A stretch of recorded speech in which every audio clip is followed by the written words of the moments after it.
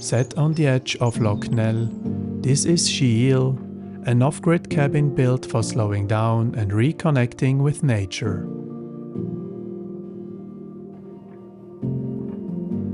Perched just above the water, the cabin looks out across wide, windswept views, raw and wild.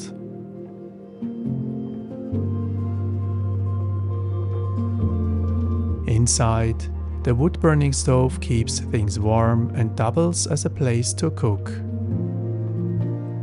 A small kitchenette and table give you the essentials, while a ladder leads to the sleeping space under the roof.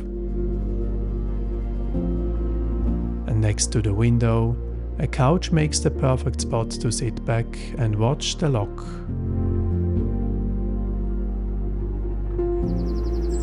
The same view follows you outdoors, even while showering under the open sky.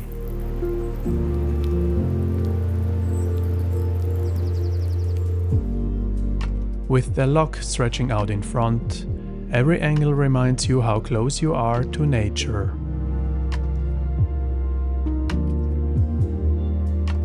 Back at the cabin, there's space to sit outside, gather around the fire pit, or even fire up your own wood-fired pizza oven.